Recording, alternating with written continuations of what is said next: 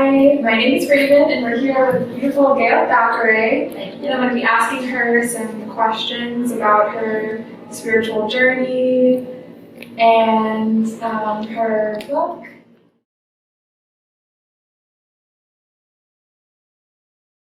I'm excited to be here, thank you. I had a pretty normal upbringing. I don't think really there was anybody in my family that was particularly psychic. I mean, I like that subject. My dad died when I was 7, and so I was brought up by my mom.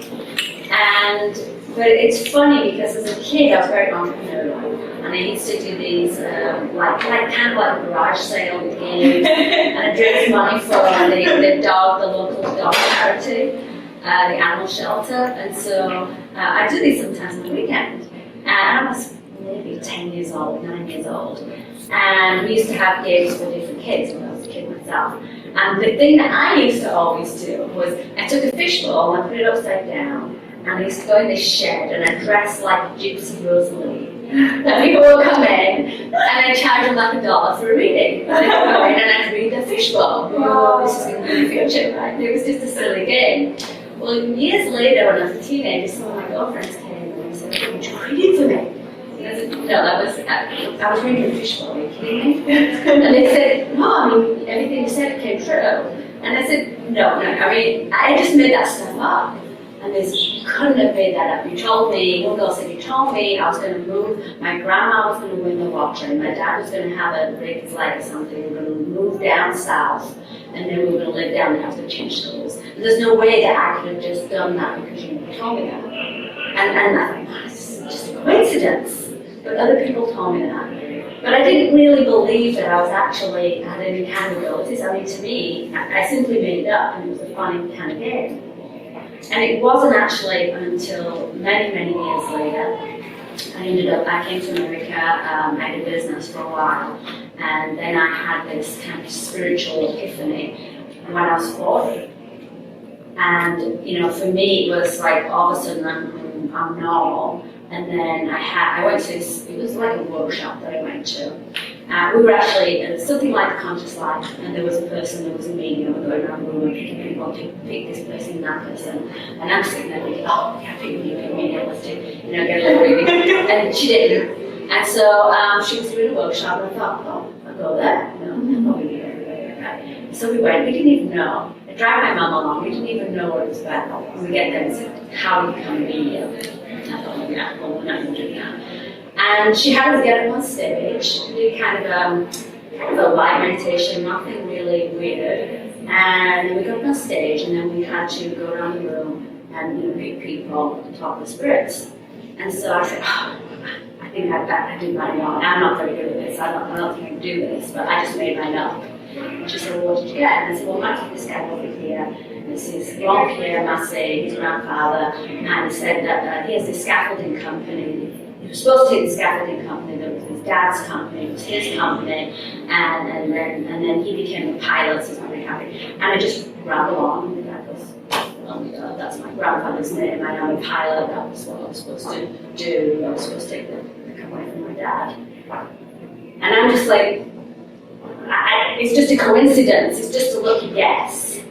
and I went home, and it was like these things were coming and talking to me. I was getting messages all the time. And I was married at the time. I told my husband I was talking to dead people, and he said, "God, that's my mind completely." Did you think that you lost your mind? Oh yeah. But I really felt that there was something. There were people coming through. And I actually had another business. I had a business for many years, which is kind of a sexy, I had an adult business. I used to actually have a photo library where I sold photos to magazines like Penthouse and High Side. And so I had a business that was making a lot of money. And I had this epiphany, and it wasn't like it was overnight, but over the next few weeks, it kind of was like, there's something more to life. I want to do something different. Yeah, I make money here, and it's an okay business. It's just a business. I'm not helping people. I'm not passionate about it. And after I had this kind of spiritual epiphany, I said, I want to do something more. I don't know what it is. I want to find out about the spiritual stuff. And I literally packed up my business, which had just been appraised at $50 million. And I packed it up in boxes and had my staff put it in storage. And, my husband stood there like, are you kidding me? You want to do something spiritual? Yeah, seriously? and so I started, really more for my own benefit. I started like traveling and then I got asked to speak. Conscious Life was one of the first places that asked me to speak, and I came and people seemed to love it. And I started doing these journeys and going around the world and experiencing different spiritual things and doing workshops and just really created this whole other life. I kind of forgot about my other chapter of my life. Me and my husband, but I just kind of started off and went about and just started doing spiritual stuff and loved it. I never really thought about that. And now it's actually come back around because I'm teaching people how to live their life to the fullest, and that nobody's perfect. We've all got things we don't like about ourselves, we've got blocks. And I realized, I was actually hiding something because I never shared this part of my life. I suppose I rationalized it by saying the dog business, by saying, well, nobody ever asked me about it. But I hadn't shared any of this. And I realized that that's part of me, that's part of my history, and I'm telling people to love all of themselves. I also had a big fire last year which wiped out my ranch completely. Yes, it was like a week before the Conscious Life Expo, and I was here talking about how we manifest our future, we manifest everything we have in life. And here I go, my whole ranch, my business, everything, going down to the ground. And here I am talking about manifesting abundance. And it was like, walk the walk. And so it was refreshing. It was hard, but it was like I had to come out and manifest my life again and move now, rebuild it, and it's coming along. And I decided to write a book about my time in the adult business. And I never felt like I didn't feel like it was a horrible business. I didn't feel like it hurt anybody. It was like a softcore photo business where we sold photos to magazines. And I started selling my own magazines, like Fairly Legal magazines. And I worked with people like Larry Flint and Bob Guccione. And I've been an actress, not a porn star actress, but I'd done B movies, a lot of HBO movies and Daywatch and cheesy movies. I think they said I've done about 40 movies. And so I had this kind of time in Hollywood, and I wrote a book about my whole experience. And so I wrote about Hollywood, and I wrote about the casting couch in Hollywood, because the 80s and 90s. And I wrote about working at Playboy Mansion, Playboy's on the hill. And I talk about my time. I ran the Lifelines company for a while. I worked with Gucci on the magazines, and so it's that talk. But there's a lot of talk right now about Me Too, and the Me Too movement is great, but there's a lot of talk about how I think people have this impression that adult business is this kind of business that puts women down, and I wanted to show a different light of what it was really like, because I was doing great business in a man's world, and there were other women who were pulling the strings. And really, the women were the ones calling the shots, whether it was the girls and models or whether it was in the business. But the guys were the ones kind of chasing their tail and running around. And I felt like people said to me, do you have a disadvantage being a woman in a man's world? And I laughed because it was like, no, it was a big advantage. So I love being a woman, and my book is supposed to be funny. It's about humorous times. It's got some serious parts, but it's definitely like it's a funny look. It's not supposed to be dishing out the dirt and telling, saying how horrible it was. It wasn't at all. It was more like these times were crazy. People were out of control. The internet was invented, and I owned all the photos that were in all these magazines. And so when people started these websites with photos on them, they came to me to buy the images. And so it was a time of people becoming multi-millionaires overnight. So we've got young college kids who are starting a website, and the first they had no money, and then a few months later they're making $1 million. And so, I wrote a book about this crazy past of mine. And I was a little afraid of how the whole spiritual world was going to take it. Because here I am now, doing very well as a spiritual speaker, doing traveling, even taking people on shows around the world and doing a lot of workshops. And now I've just revealed my whole, sexy past in a book. And I was really nicely surprised how much I was supported, especially the women that came out and said, the women that read the book and said, this is actually empowering to women, and it's wonderful to see that, you're coming out and owning your past. And so here at the show, I'm talking about finding your sexiness. And that doesn't mean, how you dress or how you look. I used to think I knew what sexiness was. And now I've been in the spiritual world, it's a whole different thing. Sexiness comes from the inside out.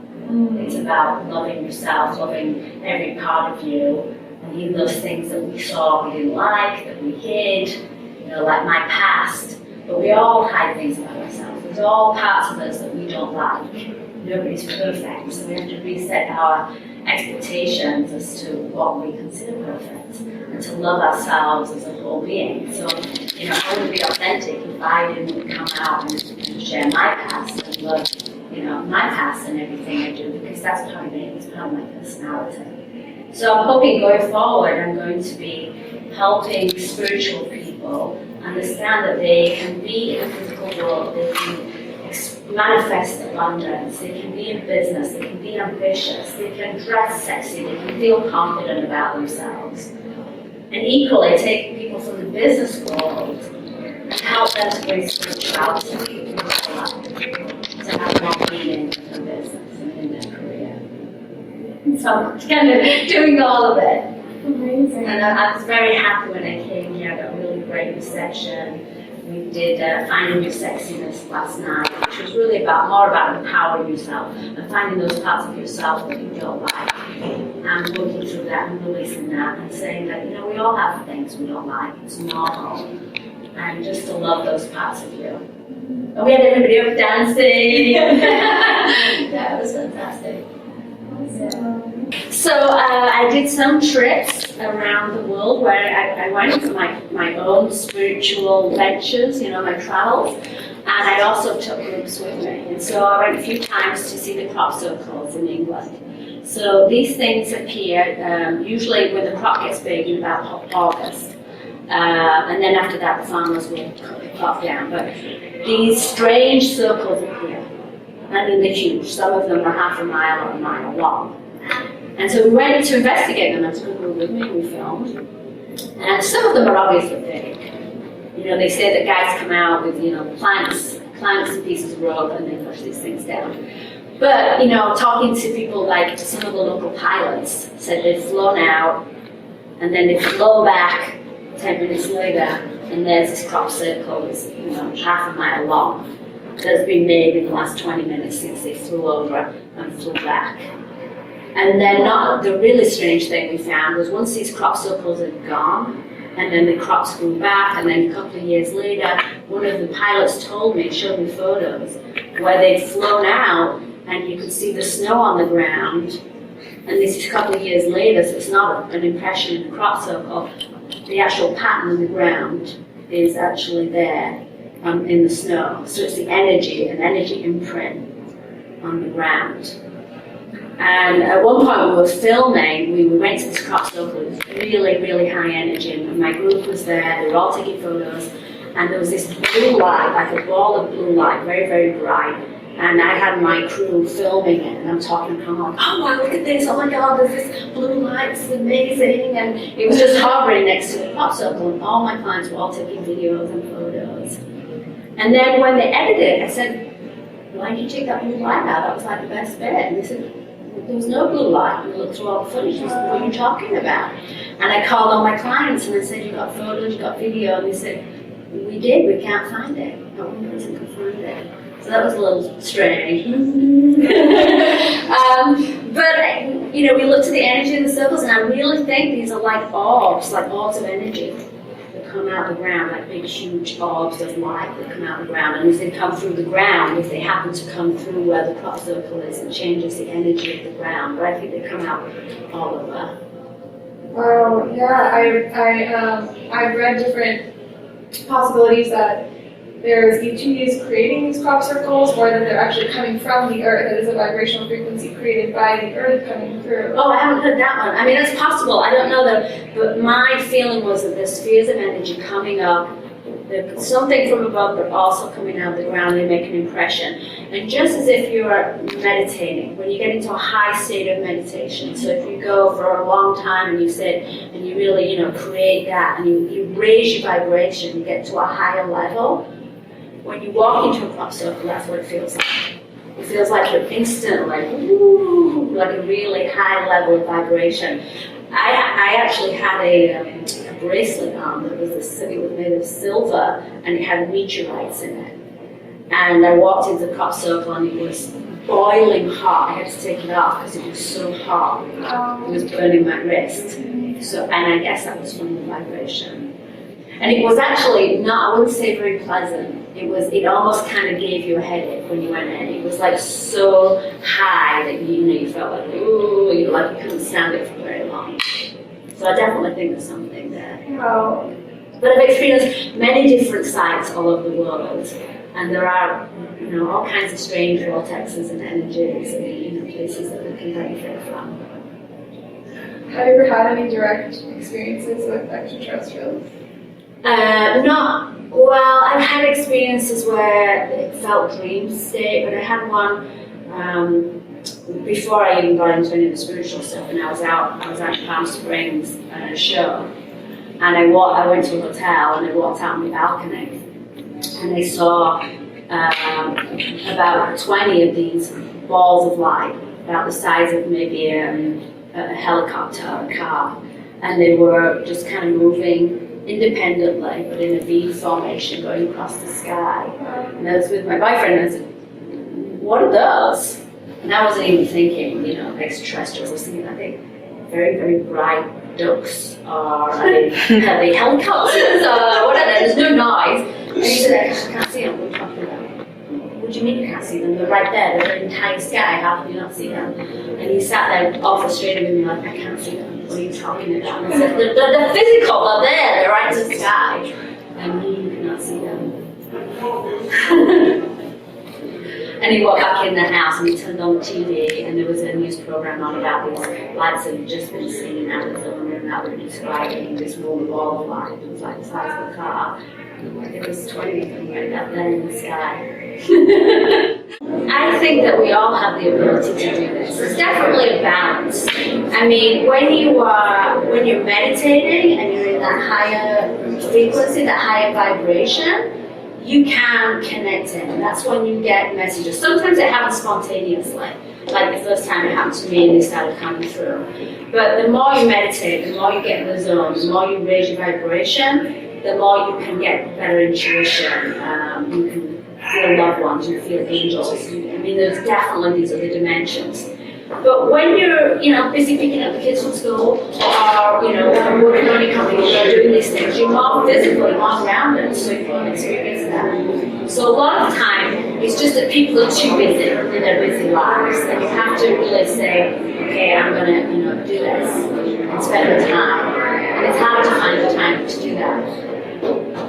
To find the time to have a spiritual practice like meditation? Yeah, I think it's that people say, oh, I'm not good at that. It's just that they're too busy. I think everybody, if they would like, especially in the morning, spend half an hour in the morning, quiet time.